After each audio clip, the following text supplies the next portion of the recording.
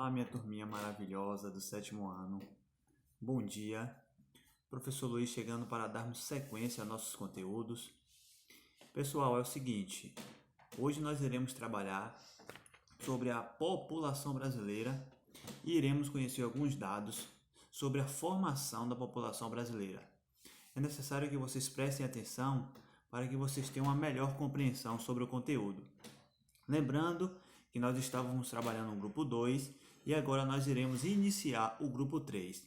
Eu peço a vocês que abram aí no capítulo 4 do grupo 3, nas páginas 182 a 193, para darmos início. Vou trabalhar alguns conceitos para que vocês tenham uma melhor compreensão. Hoje iremos falar sobre a formação da população brasileira. Antes de mais nada, é necessário compreendermos o período colonial brasileiro para termos uma ideia dessa formação dessa população brasileira. A população brasileira é bastante mixigenada. Isso ocorreu em razão à mistura de diversos grupos humanos que aconteceu no país. São inúmeras as raças que favoreceram a formação do povo brasileiro. Voltando ao ano de 1500, se faz saber que a chegada dos portugueses em terras brasileiras influenciou esse processo de mixigenação com a questão dos indígenas, que já eram povos nativos, e mais à frente a chegada dos povos africanos para trabalhar nas lavouras brasileiras. Eu coloquei essa imagem para que vocês possam aí estar distinguindo um pouco essa mixigenação que existe em nosso país. Mais à frente, nós temos aqui a mistura dessas três raças, o europeu, o branco, o africano, o negro, que vai dar origem ao mulato. Tem o caboclo ou marmeluco, que foi uma mistura do europeu branco mais o índio, e o cafuso, que foi uma mistura do africano negro com o indígena. E mais à frente iremos falar sobre os principais imigrantes europeus no Brasil. Com a proibição da entrada de escravos em 1808, o Brasil posteriormente, com a abolição da escravidão em 1888, os europeus vieram suprir a mão de obra em cafezais, plantações de cana-de-açúcar, entre outros. Os principais povos que vieram para essas atividades foram os italianos, alemães, poloneses, ucranianos, japoneses. Essa imagem mais à frente vocês irão perceber esse processo de mixigenação que houve no Brasil. E agora iremos falar sobre as matrizes do povo brasileiro. O que é as matrizes do povo brasileiro? Para compreender a realidade de um território, não basta conhecer apenas os aspectos naturais. Muito embora a natureza seja um fator importante, ela sozinha não é suficiente para a compreensão de um espaço. Por isso também estudamos a sua população. Então, para conhecermos a matriz do povo brasileiro, é necessário que fizemos uma junção de conhecimento. Iremos conhecer o espaço, iremos conhecer os aspectos naturais e iremos também conhecer as questões que envolvem aquela determinada população que habita naquele local. Os estudos sobre a população nos auxiliam a compreender a dimensão humana geográfica, dinâmicas envolvidas nesse processo. Eu vou ler para vocês aqui agora a estatística de planejamento. O que é isso? Para conhecer e levantar informações sobre uma determinada população, são utilizadas análise de estatística. Então, se faz necessário estudar ou compreender aquela sociedade dentro daquele espaço, de acordo com a situação que existe de momento naquela localidade, para melhor compreendermos uma determinada sociedade de um determinado lugar. A composição da população brasileira. Como eu disse a vocês, a população brasileira ela é uma população mixigenada. Nós temos heranças dos povos africanos, nós temos herança dos povos portugueses e temos herança também dos indígenas. Temos heranças culturais, temos heranças políticas, temos heranças em um âmbito geral sobre essas três raças. Então, a composição brasileira é feita da seguinte forma. O indígena e o amarelo, por exemplo, representam uma pequena parcela da população. Brancos, negros e pardos participam dessa composição proporcionalmente.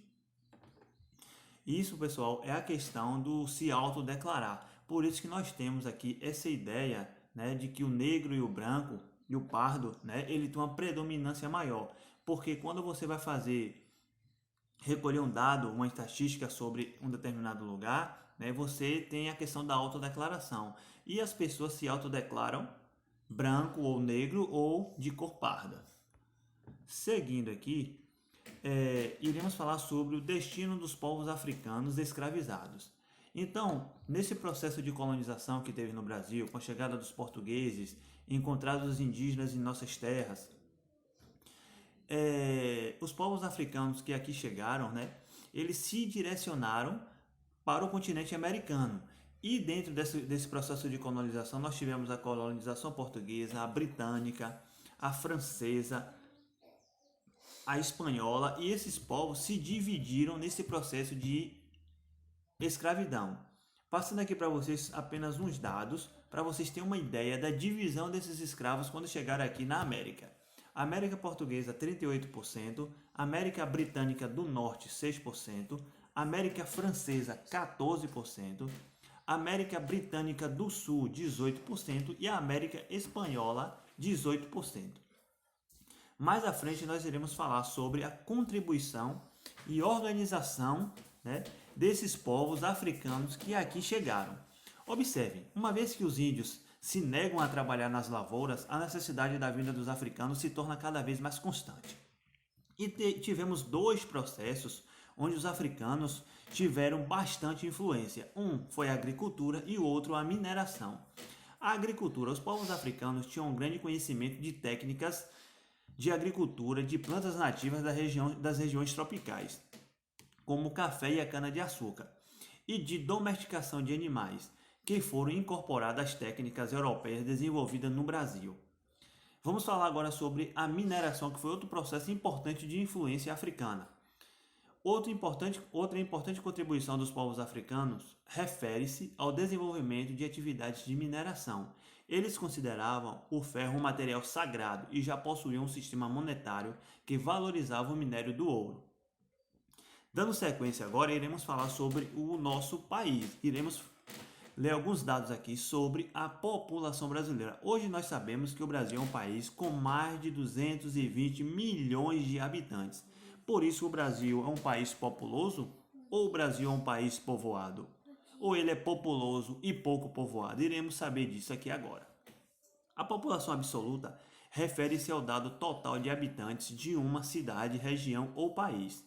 A população relativa pode ser chamada também de densidade demográfica e é obtida dividindo-se o número de habitantes por área em que eles vivem. Então, gente, concluímos que o Brasil é um país muito populoso, pois o segundo censo demográfico, realizado no ano 2000, o Brasil possui uma população de 169.590.693 milhões de habitantes, sendo o quinto no mundo. Porém, pouco povoada, pois a sua população relativa de 19,84 habitantes por quilômetro quadrado. Então, nós somos um país muito populoso e pouco povoado. Eu vou citar um exemplo disso. Nós temos ali o estado do Amazonas, que é um estado com relação ao estado de São Paulo, pouco povoado. A população do estado de São Paulo ela é muito maior do que o estado do Amazonas, sendo que o estado de São Paulo ele é muito menor que o estado do Amazonas. Isso apenas a nível de compreensão. Agora eu vou deixar para vocês o número do meu zap, o meu e-mail, para que vocês possam estar entrando em contato se houver dúvidas. Qualquer tipo de dúvida, vocês podem me procurar, fiquem à vontade, estou aqui para responder e tirar todos os tipos possíveis de dúvidas de vocês. Deixar um abração e até a próxima.